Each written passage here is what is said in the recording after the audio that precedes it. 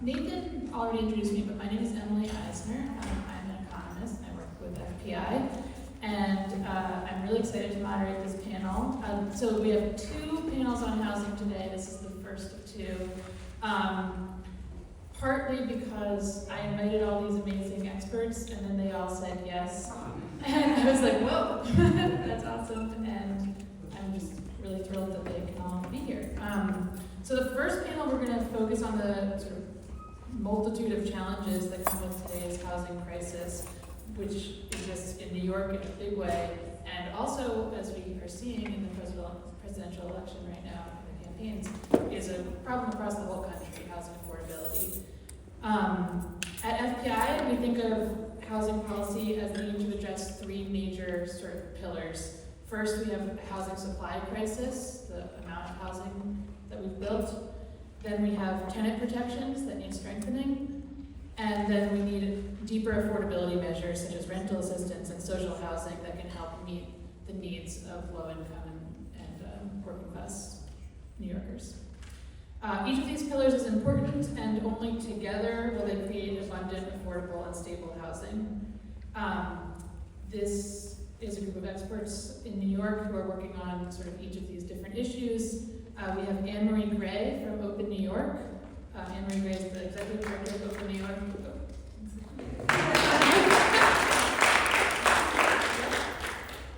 We have Senator Brad Roman-Siegel. Senator Roman-Siegel is the chair of the Senate Judiciary Committee and represents New York's 47th State Senate District on Manhattan's West Side. We have Isaiah Thompson from the Community Service Society. Isaiah Thompson is a senior policy analyst at the Community Service Society, as I just said. And then we have Sia Weaver from Housing Justice for All.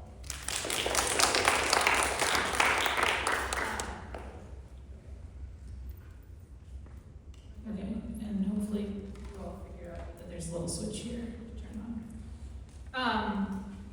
Okay, so I gave you the briefest possible introduction. So could we just start by each of you introducing yourselves a little bit more at length and discussing what you see as the biggest issues facing New York in terms of housing and housing policy right now? We can start here. Yeah. Great. This one? Yeah. Thanks for having me. Anne-Marie Gray, I'm the executive director of Open New York. So we're a statewide nonprofit grassroots advocacy organization. So we both organize members to be turning out for housing in their own communities, and then also we have a growing professionalized staff that works on city and state policy and legislation. So I think that our organization is particularly focused on the fact that on the supply crisis, and just the fact that we are building so few homes, and that is at the root of, when we think about displacement, exclusion, segregation, tenant harassment, there's just this core piece here of when you're fighting over scarcity, it really exacerbates every single problem. In New York City, but especially New York City suburbs, Westchester and Long Island have some of the most exclusionary zoning patterns in the country, frankly. And at the state level especially, other states are a lot further ahead of us on actually sort of having accountability for exclusionary zoning, and all of the problems that come with that. So more to say, but And Isaiah Thompson again at the Community Service Society. We are mostly focused on low-income New Yorkers, and my work specifically deals with mostly public housing tenants. I think we're going to probably talk a lot about supply and affordability here. One of the big things that we've recently been looking at is not just like the supply of the housing, but for low-income New Yorkers specifically, the quality of the housing is a big issue. One of our most recent surveys found that there's a big chunk of folks, even in market rate housing, who don't trust the water that's coming through their taps. They're not getting repairs done in a timely manner. Heat, hot water, an issue that they sort of accepted. So dig into it more, but that's something that I think is a big issue, maybe not talked about as much. Hey everybody, my name is Sia. I run Housing Justice for All, and we are a statewide coalition of about 80 grassroots tenants' rights organizations doing work all across New York State, so here in New York City, but then also in the upstate New York cities in the Hudson Valley. And we work primarily on strengthening tenants' rights and fighting for more deeply affordable housing in Albany. in H3 we really think that the sort of root cause problem is that the private market is failing to solve the affordable housing crisis, It's failed to provide safe and stable housing for all New Yorkers. And we think that the government has to play a more active role both in regulating the housing market, investing in deeply affordable housing, and also being a direct provider of housing itself. I think sort of at the core of the problem, and we're going to talk about it a little bit today, is that we want housing to do too much. We want it to be a wealth building tool, but we also want it to be available and affordable, and those things are in conflict. And so unless we can really think about, if housing is a wealth building tool, it's always going to go up in cost. That's going to have downstream negative impacts for low income people. And so we have to really try to solve that problem. What do we want the housing market to be able to do? And try to find a better balance than the one that we have right now. Good afternoon. My name is State Senator Brad Orman-Siegel. Like I was said, I represent the 47th District, which runs from Christopher Street in the Village up to West 103rd, basically from the gay bars to Zay bars. And it is one of the most expensive places in the country to live. The median rent for an Upper West Side apartment is $6,173. And we know that the 3.5 million rents in the state, about half of those tenants spend more than 30% of their income on rent. And I completely agree with the supply side of the problem as well, which is indicated by the fact that New York City, I think, is 18 in the creation of housing among major cities across the country. And we know that just across the river in Hudson County, New Jersey, they have permitted more than twice as many housing units per capita than New York City between 2010 and 2019. And let me add one more problem, as if we don't have enough, which is evictions in housing court. I'm chair of the Senate Judiciary Committee, and we have to come to terms with the fact that the city marshals served close to 14,000 evictions last year, the most since the pandemic. And if you're a tenant in housing court, notwithstanding the vaulted right to counsel, you're generally there without a lawyer and on your own. All right, well, thank you all so much for being here and for those introductions. Senator Orman-Siegel, I'd like to start by asking you a question. As I mentioned before, it's become Democratic Party consensus that we have a housing crisis and a housing supply crisis in particular. I'm curious, since you've been in the state Senate for a long time, how you've seen the evolution of the Democratic Party in approaching this problem, and what now that we're here in 2024, what now are you all planning on doing? Well, you're right, there has been an evolution, and it's been pretty much on hyperdrive. It used to be that developers were the enemy, bar none. And now we've entered into, I would say, an uneasy coexistence and collaboration with them.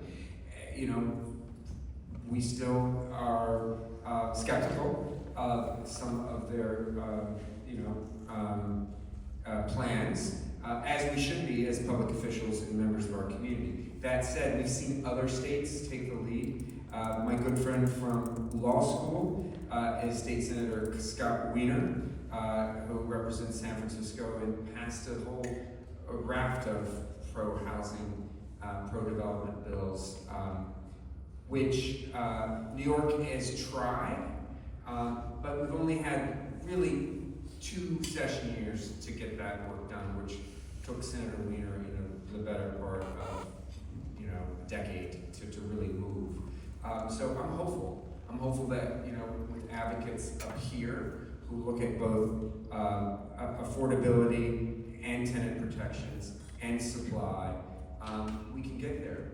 And I think you've seen us incrementally take on those challenges. But I will say at the end of the day, the suburbs are the major obstacle to overriding local zoning. That is a huge political challenge to us.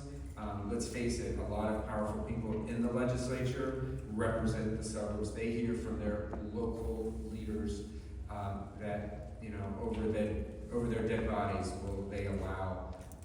state to override local zoning, even though it, as was said, is largely exclusionary and fundamentally, in many instances, just downright racist.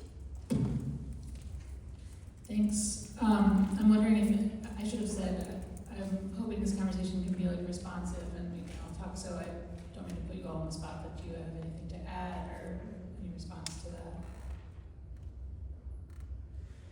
How the politics of housing have shifted? Yeah.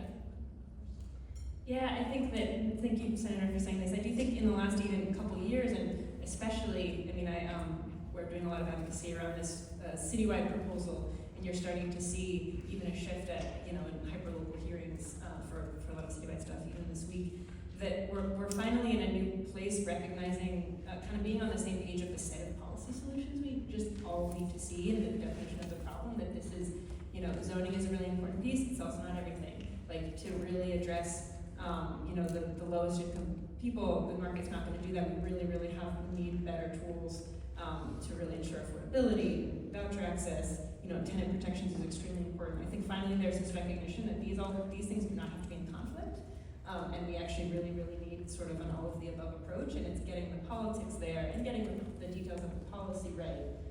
But that's like a much more productive conversation to be having right now.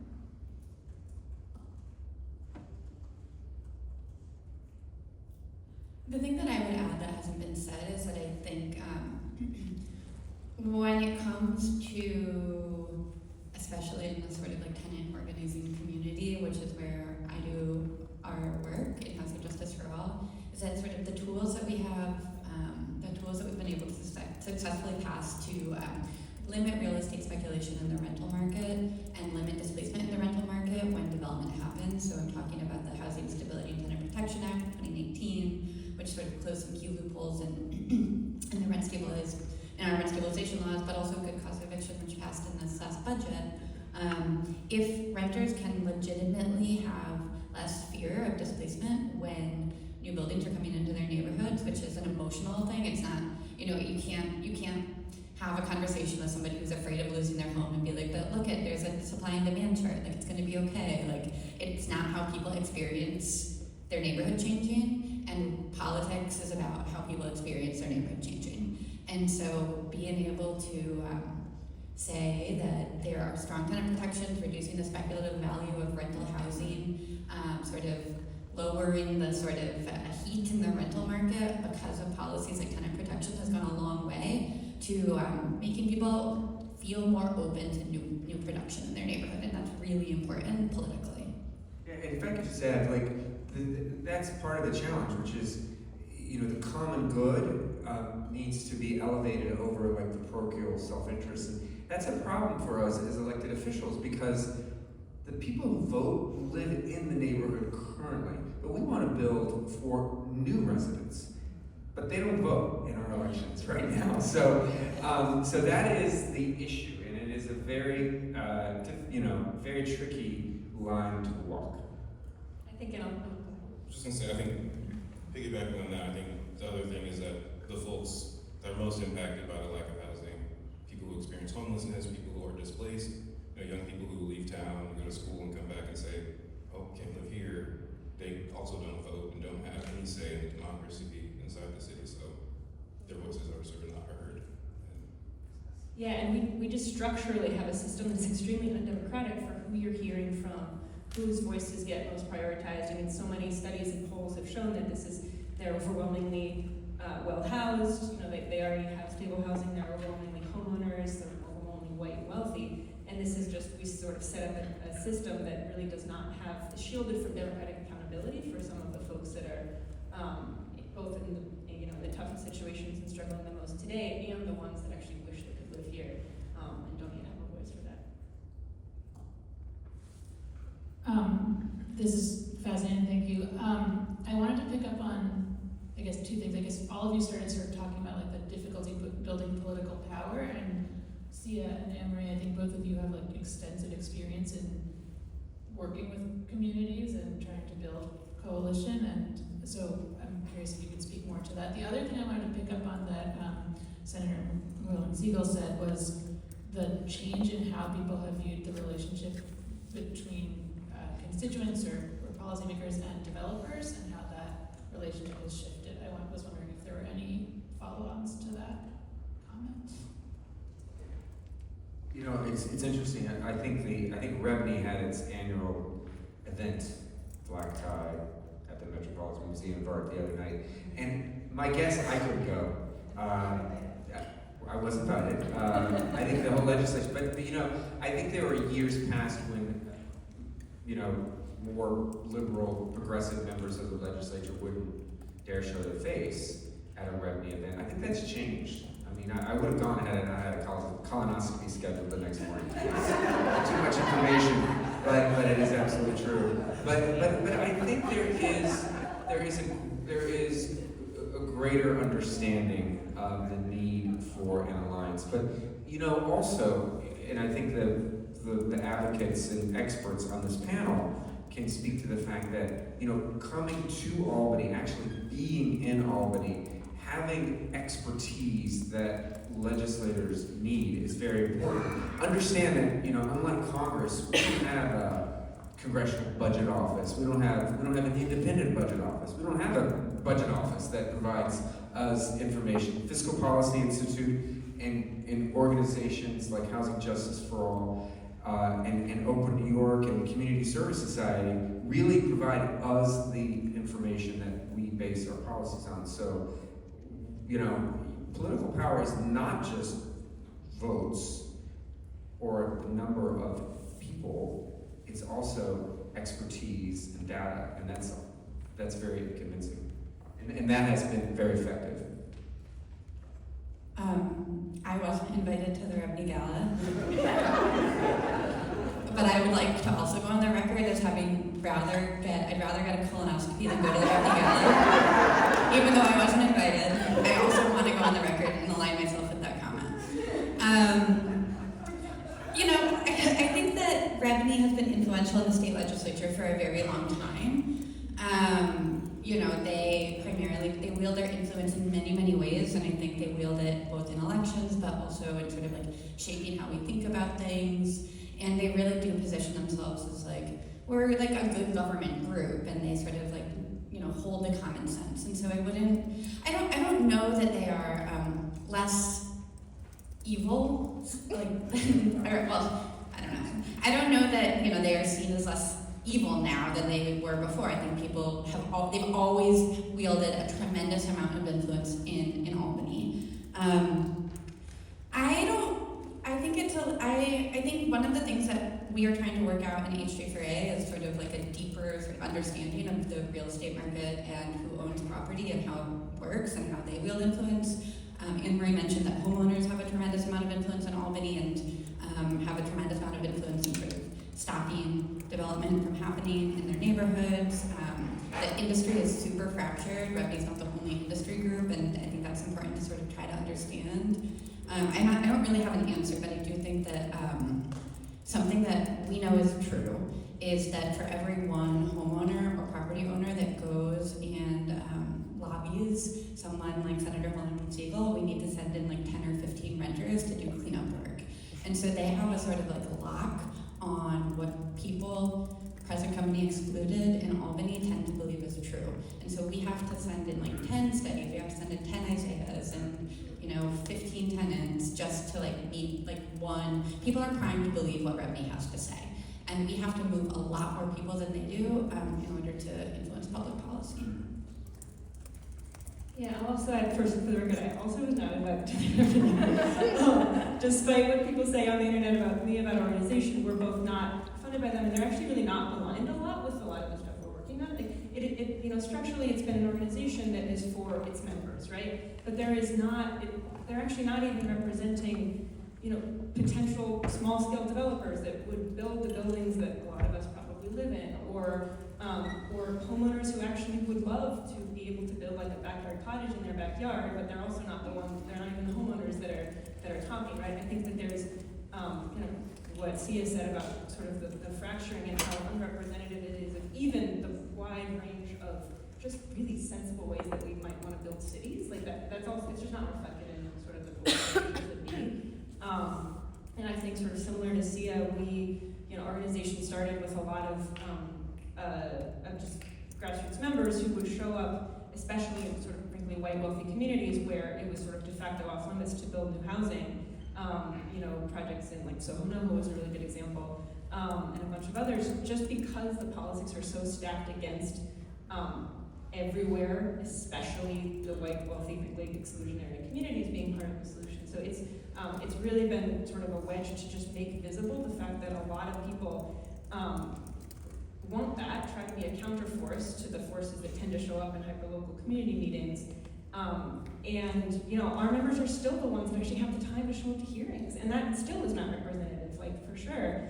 And I think again, this comes back to the fact that the way the systems are set up are so stacked against renters, stacked against anyone that is housing insecure. And the conversation, we show up a lot to local projects, local hearings, the citywide proposal. What we really need to be focused on is at the state level, actually having accountability for the places that we all kind of agree are really sensible places to build more homes, counteracting with policy and legislation this hyper-local veto that is the problem, and actually really passing solutions that are accountable to the voices that are just not getting heard. If I could just add one more thing, which is I do think the playing field has been leveled somewhat between industry and advocates with the passage of campaign finance reforms. No longer can REBNY or any other trade organization create multiple limited liability companies and basically contribute unlimited amounts to whether it be the Senate or Assembly campaign committees or individual members. That has been a huge, dramatic change that we instituted in 2019, not uncoincidentally at the same time as the rent reforms.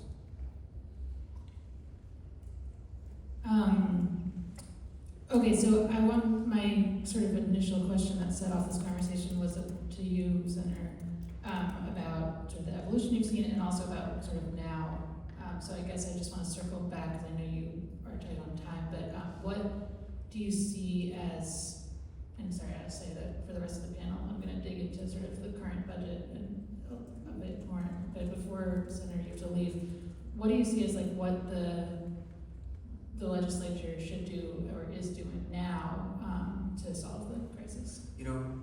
Much of this has to be done in the budget, and that's just the reality of the way Albany works these days. Our budget cycle, runs from January to April, and now it's actually even past April because this governor is not even, is focused on, and I don't think she should be focused on this artificial deadline of April 1. And then you have the petitioning and the primary that's upcoming for municipal elections here in New York City. So we have a very short window to get serious housing policy done. If you're a legislator with a bill like me, for example, transit-oriented development, huge bill, very important to the suburbs and to New York City, but that's a hard bill, that's a hard lift in that period from May to mid-June. So we have to work closely with the executive and make our case, like has been done in the past, to put these items in the budget and then negotiate with the houses. That's the way to get big picture bills passed. And so we're gonna really depend on the advocates up here to make the case that it's fair to the tenants and local communities and for the common good. We just have to build more housing. The governor has to lead on this. I think that's really the case. She's the only one with the macro view to make this possible.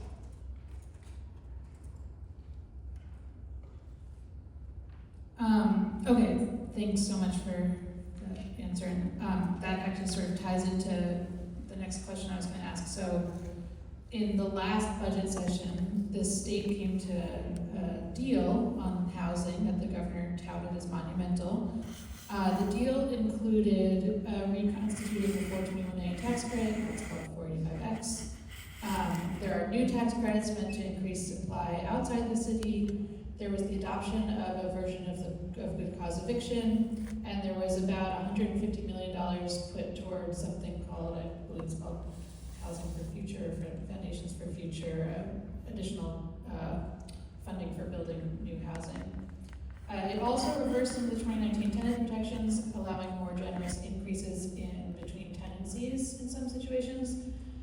Could each of you talk about how you saw that deal, how it impacted housing and residents in the state?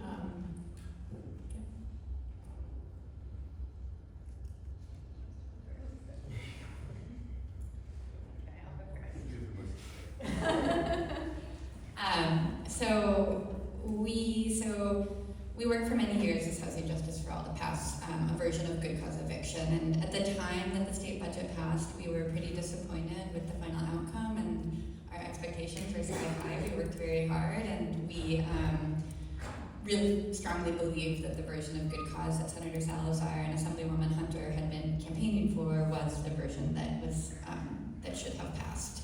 We also worked very hard on the HSTPA, where we are nervous, and we continue to remain nervous that reintroducing some of the incentives to displaced renters and turnover apartments is going to put like some bad pressure on tenants to leave their homes. With that being said, having been able to reflect for a few months since April, I'm really pretty proud of what we were able to get done in this year's state budget. It is already protecting renters. We are opting into good cause in places all across the state, and it was uncomfortable to sort of have to be in the budget the way that Senator Ronan Siegel described, the sort of like big ugly process. It is how things get done in Albany, and it was uncomfortable and it was hard for us. I think something that is important to note about this budget is that it really was a sort of dual, or like sort of three parties are at the table. There's like the state, and the state is sort of mediating between the industry, major labor unions, and the tenant advocacy community. And that is evident in what ended up getting passed. Everybody is a little bit unhappy. And I can't speak as much to the production side of what ended up getting done. I know that industry is claiming that they're still never going to build anything in New York ever again, and I don't know if that's true or not. I guess we will see. But I think there's still more to be done in terms of protecting renters, but the version of good cause is keeping people in their homes, and we are passing it all across the state, and that's going to have a lot of impacts on a lot of different things: healthcare, childcare, education, workforce, civic engagement. Tenants will vote more if they are protected, and we know that tenants don't want to vote for real estate developers who are running for president. So I think it's going to have a lot of positive impacts on some of our other goals. Yeah, and I think very similarly, when we first saw the good cause bill, it was very worrisome that it was so different than what we had hoped for. But I think because tenants don't always have something to fight for, I think there's a lot of times not really a sun in the sky for like what we were pushing for. When you have things like HSCP pass and you have this version of good cause that gives people around the state who are now like, okay, we can get this passed in our town. And I think almost immediately after, tons of folks are trying to figure out, does my unit actually fit into this? And tenants really organized together, and I think I saw a lot of, even in my neighborhood, a lot of tenant organizing just based off figuring out, okay, can we make sure that our landlord can't get this out, figure this out. Provides a great opportunity for organizing, which is what we really need moving forward. One thing I did want to name also is that you passed the LLC Transparency Act, which will help the state, of course, also another compromise, but will help the state with knowing if tenants are covered by good cause eviction, which is helpful. Yeah, and I think combined with that, we have an auditing provision now for 421A, those remaining 421A plans. I really think that was a missing piece, is transparency, so the public understands whether they're getting their money's worth or not in the creation and subsidization of affordable housing. But also, as Sia began, the state really needs to reinvent its conception of housing and directly invest. I'm very proud that Governor Hochul announced that the former Women's Bayview Correctional Facility, which I represent on the west side of Manhattan, is being converted to a 100% affordable, supported housing, completely paid for by the state of New York. We need more of that. And the problem is, of course, that Anne Marie can speak to this, is the scarcity of state and city-owned land at this point, which used to be the way we got much of our housing, though. We don't have that land. Well, we have to find it somewhere. Yeah, and I'll just jump in terms of last session, I think our organization came out for Good Cause, really supportive of the coalition there. I'm proud that there's something called Good Cause on the books, despite the compromises, and frankly, benefits our members. There's someone on my staff that already really hoped, so it's a big deal. But also, I think, I do want to, in a lot of the narrative, there's this sense that the new 421A and 45X deal was like the supply piece of the package, and I think that's really not the way that Open New York sees it. Frankly, you're kind of going back to production levels from a couple of years ago, and the need for tax incentives in these forms is really just a factor of it's because we have a really, really deeply inequitable property tax system, and so but we're not yet talking about fixing that. So we kind of see it as a band-aid. We really didn't see anything this past session that is actually addressing housing supply and exclusionary zoning in a meaningful way, the way that so many other states have done. We have, we all saw the housing compact sort of not go anywhere, and the way that, frankly, and just back to your comment about sort of the government needing to lead, in a lot of other states actually, there's this attempt at some big omnibus package, but frankly the way that things actually have passed is with, chipping away at this with smart and meaningful, but relatively incremental bills compared to the housing compact for many, many years to come. And this is how Scott Wiener has been actually passing a lot. And so we have a bill, seeing what happened with the housing compact, we went back to the drawing board and introduced a bill with a coalition of faith leaders, she had a number of folks in the room, that is just trying to take a really smart step of, okay, what if the state legalizes housing and with certain affordability requirements, certain contextual requirements, but it's the state leading it directly, statewide and legalizing housing, which is a precedent for the things that we need to see a lot more of. So I will really say it's been the legislature leading in most other states. You absolutely need the executive on board. You need that for really, really big things that we have to build up to. But I think especially given where sort of the politics around the governor are, if we say that we need the governor, we're going to be waiting years for anything. And I think there's so much that we need the legislature to be stepping up to do. And we actually do have some really exciting examples that we're going to beefed up our coalition and we're ready to run that. I think the difference is that our executive is so much more powerful in the budget process than other governors in other states. That said, I agree with you. I think if we could pass, the yes in God's backyard legislation, I do think it might be the bill that would allow religious institutions to override local zoning in effect on their property. It would be the thin end of the wedge, and I agree with that approach and wish that you would have given me that bill. There's a lot we can do. But I'm a proud co-sponsor. I think I have time to actually unpack some of these little. You all already started doing it, but I just kind of want to, for people who are not. Yeah, thanks so much, Lane. For people who are not as in the weeds as all of you, and to some extent me, I was hoping to just kind of slow it down a tiny bit and talk about each component here. So since we're talking about the faith-based bill, could you just, Emery, break it down for people who are not familiar? Yeah, of course. So it's called the Faith-Based Affordable Housing Act. We're working on it with a bunch of housing groups and a bunch of faith leaders, and it's actually modeled off of a bill that is passed in a couple other states now, where it's just saying, okay, any land owned by faith-based organizations across the state, because they know their communities best, they are often trying to use that land for other purposes, to build housing, to build affordable housing.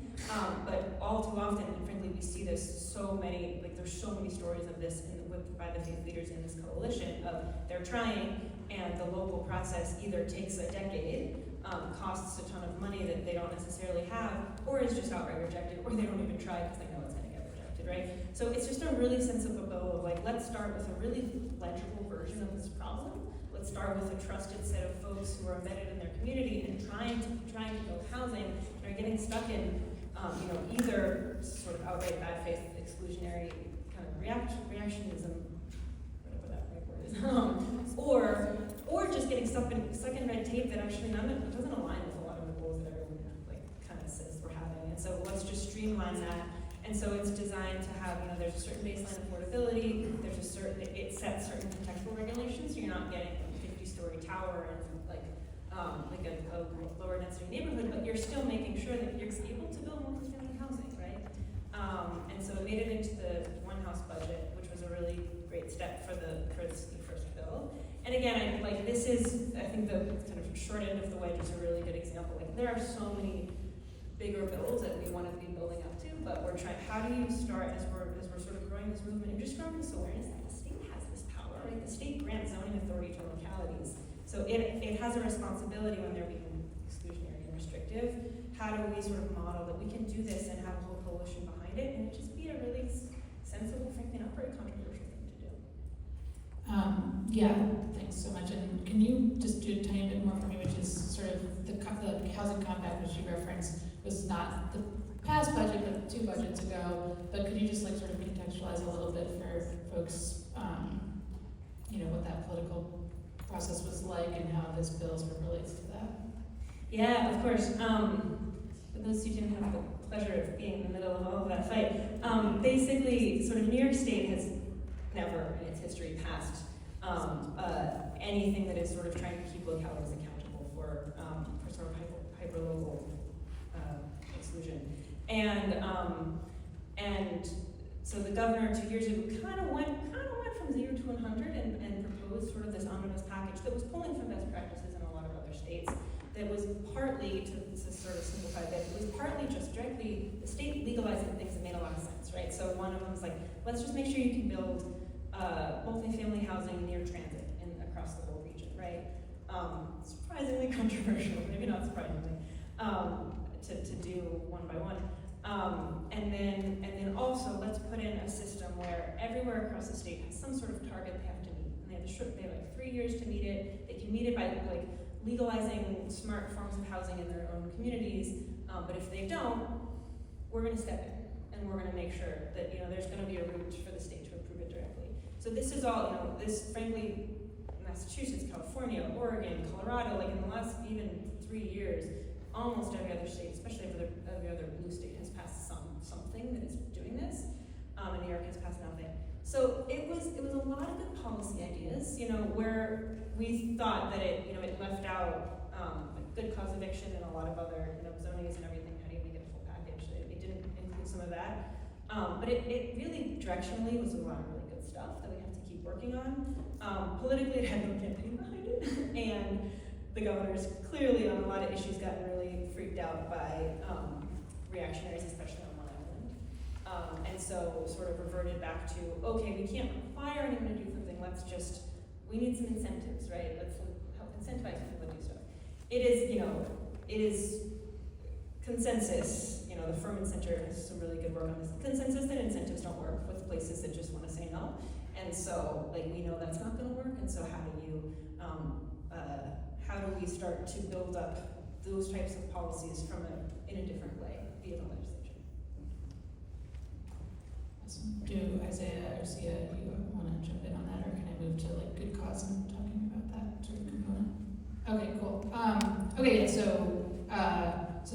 there's a big supply sort of question that I guess Anne-Marie is speaking of.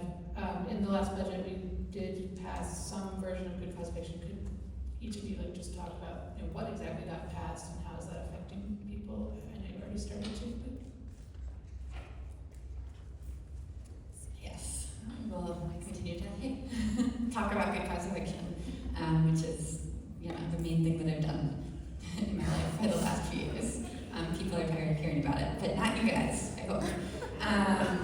So good cause eviction is a bill that was introduced by Senator Julia Salazar and Assemblywoman Pamela Hunter that would basically have extended the right to renew your lease and protections against price gouging to renters in New York State renters in New York State who are not rent stabilized, who are not in subsidized housing, or sort of otherwise protected from the private market.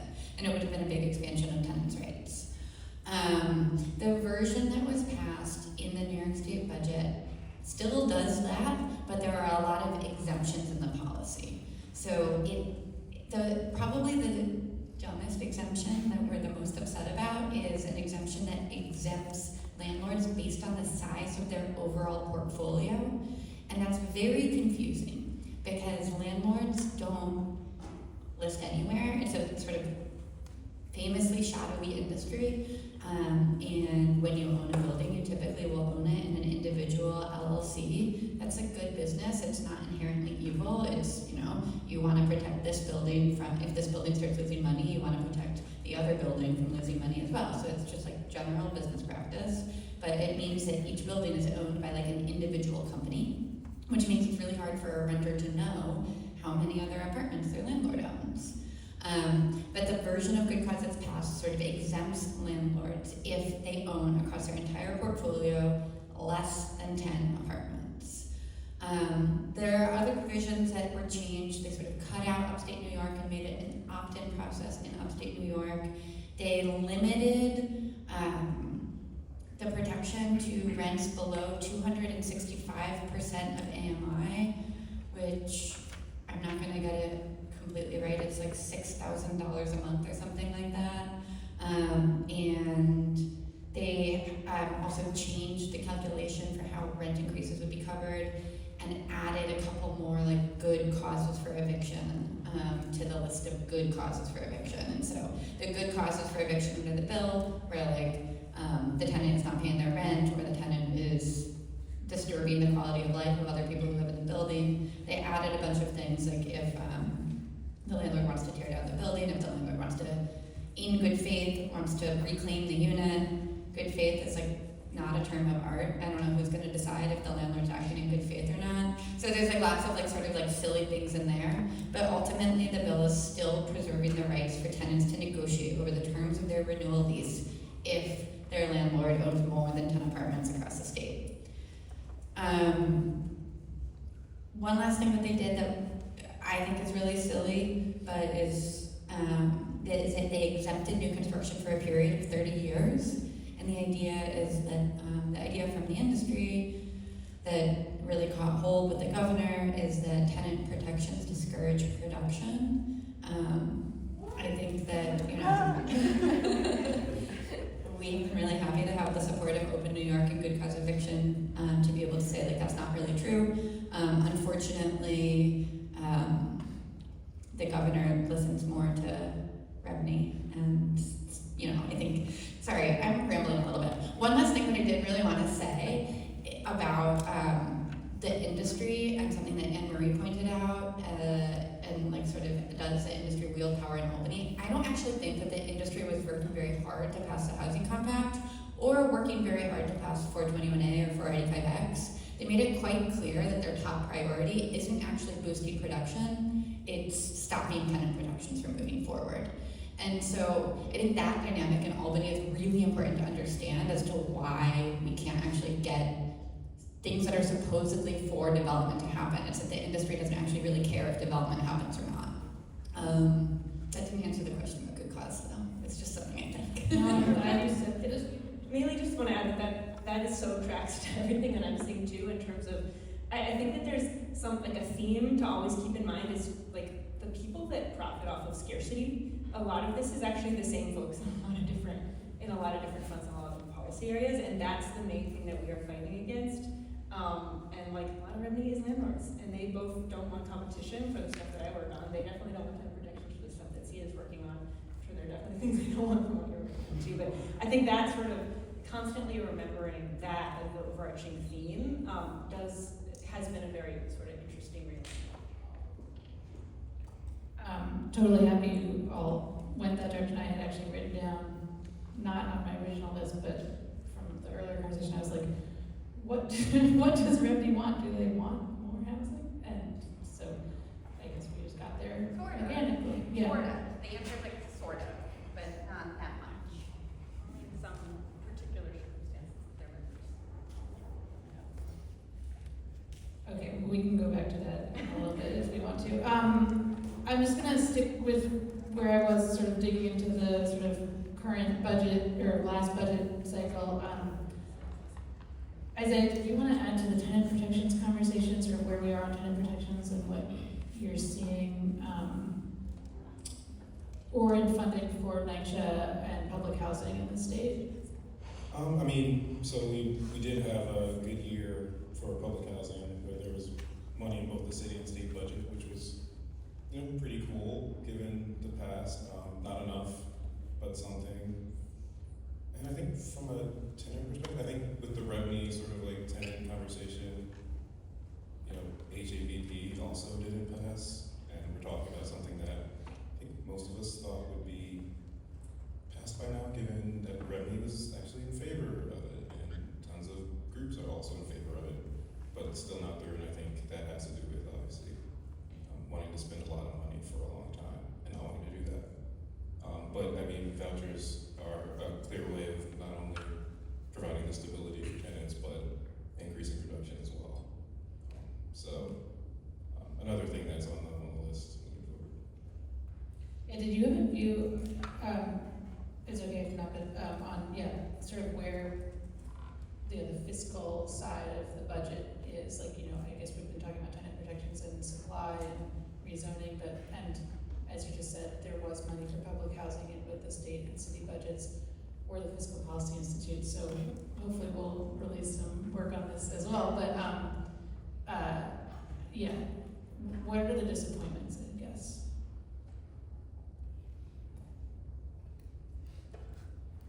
Oh, you just mentioned You just mentioned HAVP, Yeah. so that might just be the biggest answer, but That's probably, I think the big fight was over how much it would cost. I think there were different ideas about what the estimate was. And then, when you are providing funding for vouchers, you're providing funding for a really long time. And so I think that was the big holdup there. There's one other thing that sort of ties into the earlier panel on the healthcare policy as well, though, which is one, there's like the governor. The governor is motivated by austerity, but she's also motivated by, I think, pretty like old school Democratic Party ideas about who is deserving of support and help. And one of the things that we really like, it's like 1990s era, like welfare reform ideas. She's like very conservative, a lot more conservative than her predecessor, I believe. And one of the things about HAVP that's really important is that it expands eligibility to people who are not eligible for federal aid. Undocumented New Yorkers, for example, and I know a big flashpoint right now is, the New York City shelter system and people who are coming to New York seeking, a safe and stable place to live. And we are very concerned about that sort of like xenophobia in our welfare system that is, inspiring the governor to block HAVP. And is there anywhere, like, we could talk about NYCHA funding as well? Like, there's been an influx of NYCHA funding for capital repairs, but Isaiah, you brought up the quality of housing. I'm just curious, like, if we had more money to spend, sort of where would you put it? Yeah, I think a big part of it, there's a big hole in the capital budget that needs to be filled. There's somewhere between $40 to $80 billion in capital backlog. And across the state, a lot of the developments have converted to the Section 8 program via RAD. So, that is a bit more of a stapler, essentially a subsidy from the federal government. Does not mean that the buildings are going to be in perfect shape for the next 50 years, fortunately. And so I think as we're thinking about it, there is we need a lot of money for repairs. We also need operations funding that's like sustainable. And different developments have very different politics. I talked to some that are like, build a new building on our land. Like, we're interested in that if that's gonna help us cross-subsidize. Like, they're saying that. So others are like, stay away from me. We don't want Section 8. We want to stay in the Section 9 program. So it's very difficult to, I think, figure out how we sort of fix this problem. But I think ultimately that's why we're so interested in growing social housing across the state and the city, and the idea that we can, find some revenue resources that weren't available before would be really cool. Okay, so on that note, let's just maybe make it all a little bit more explicit. So obviously, we're right on the threshold of a historic national election. We're also sort of heading into the New York State budget session. What all are you following and tracking in this session? And I should say also, we're sitting in the huge city debate with City of Yes coming up for a vote in the next month or so. So what all are you tracking legislatively and in New York and New York City, and that will sort of work towards building affordable housing and housing for people in the state? To start. So on the city level, our organization has been really, really active in what's called City of Yes for Housing Opportunity. It's sort of the first citywide look at how do you make zoning changes to just make sure every single neighborhood is adding a little bit of housing, and also just some really sensible things like legalizing accessory dwelling units, backyard cottages in the neighborhoods where that would apply, sort of adding a bonus for affordable housing in a lot of the high-density districts, getting rid of parking minutes, things like that. Things that actually have a lot of other states have already passed. It's actually relatively modest, but it's gotten a huge amount of pushback, again, because of what we were talking about earlier, of sort of such a sort of unrepresentative democratic process for something that is pretty sensible. So we're really focused on that, especially in the next month. And frankly, if that passes, that, New York City is kind of the equivalent of a state, and that would be a major affordable housing win for New York, which is really exciting. And I think there's a lot of conversation of how do you make that a more complete package with more funding, with their housing discrimination tools, things like that. So we're really, really supportive of that. And then at the state level, I think we're definitely charting what is going to be a multi-year path to get to some much bigger pieces of legislation. But we're revamping and building further the Faith-Based Affordable Housing Act, and really, paying attention to a lot of other stuff that's going on. I think we're really supportive of social housing models and public housing and vouchers, and frankly, all of these things are made a lot easier if there's just more abundant housing, like across the board, right? So that it all feels related. And we're having formalized our legislation next year, but I think that's definitely those things we're talking about for us. Yeah, I think probably touched upon a lot of the things, but I think at the federal level, we just really had one of the biggest investment and sort of like climate infrastructure investment that we've ever had. And we need more, and we've been able to do so many great things with it, and I think a lot of it ties into housing. A lot of the retrofits that we need to do can be done with that funding, and I think it's great because also I think folks are a lot more excited about tackling climate change than they might be for doing repairs and modernization of housing. I don't know why, but it's the way it is. But I think we can sort of ride that, and depending on what happens in the election, I think we'll make a difference, a big difference moving forward in what we're able to do. Yeah, we're on the eve of a big federal election and the legislative session, but also a city election in New York that is in total chaos because, City of Yes is moving along, thankfully, absent an executive who really isn't well positioned to move it along. And so shout out to the bureaucrats who are moving it forward. Thank you for city running. But there's going to be a big city election next year that we're paying attention to because it will sort of shape what happens next in New York. I think in terms of our legislative agenda, we really need to think about social housing is really quite important, and the role that the state can play in leading the production of housing for the entire working class, both for people who cannot afford their rent or who are living in the shelter system, but also public sector teachers. A 2-earner teacher household, you have team members can't afford to live in New York City, and that's not good. I know we're going to hear from NYSA a little bit later today. Teachers can't afford to live in New York City. That's a problem. And so we're really thinking about the role that the state can play in sort of leading the production of housing for everybody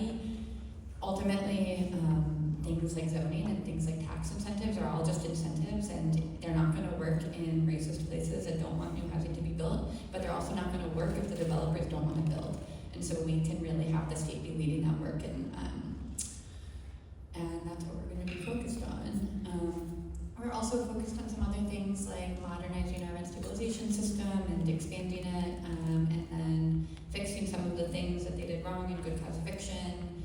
We're excited about a bill, tenant opportunity to purchase, which gives sort of renters the right to intervene when buildings are being sold.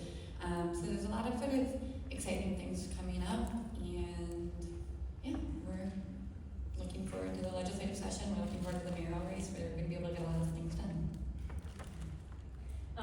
I forgot to mention the federal level stuff, but we're also going to be focused on the mayoral race once my brain is so clouded. I say yes, despite in light of all the politics. But one thing I wanted to also mention, so we are really in favor and supportive of all of those priorities as well. But for the first time, at least on the federal level, you saw Harris, you saw Obama, you see actually this sort of consensus that there is a housing shortage and we need to build more. And so there's a lot of federal level policy stuff that is sort of shaking out. It's less my own personal focus, but I think something that is really, really needed of sort of the bully pulpit of national level electeds is saying that this is not, that is not the position of the Democratic Party when a local elected,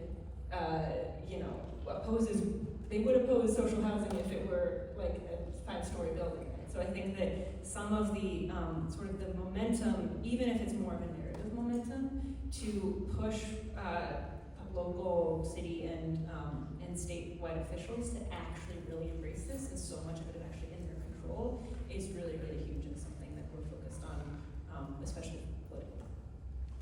Really ditto the need for federal actors to start using their voices, because ultimately it is a big regional problem, not just like a local issue. We end up with all these fights in Manhattan and Brooklyn with some of the same communities who build a lot of housing over the years. A lot of places in the outskirts that just don't.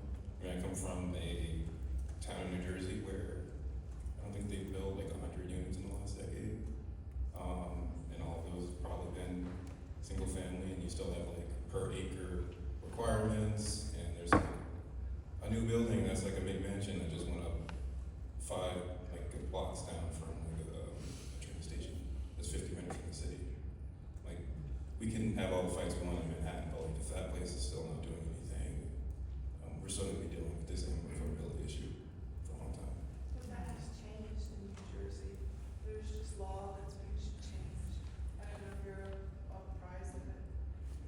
Yeah, New Jersey's better than a lot of places. It has Mount Laurel, which legally is great, but you still have a lot of zoning, a lot of places with some very, very strict zoning that are just not building. They're just not doing it. And maybe they will, but you still, even to activate those legal challenges, have to have a developer who's going to go in and fight with the local zoning board about doing that, and then take it to court.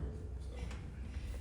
I'm gonna end the conversation here. I really appreciate all of your comments and thoughts. Thank you so much for being here.